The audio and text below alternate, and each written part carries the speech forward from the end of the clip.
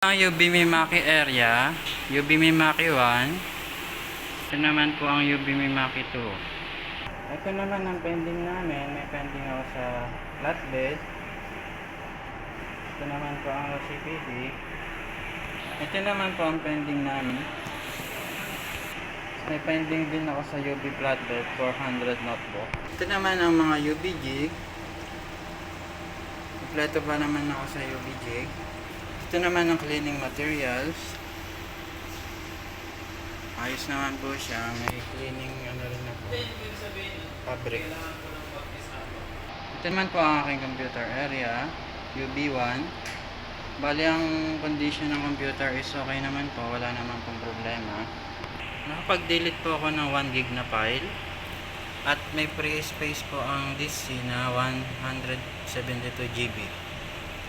Ito naman po ang PC ng UB Mimaki 2.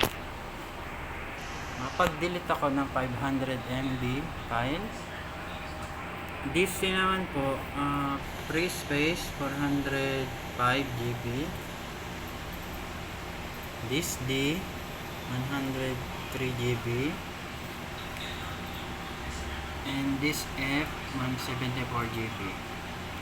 Sa UB flatbed area naman nakalagay ang UB ink. Ito po. Ang UB ink ay tumatagal ng 6 months.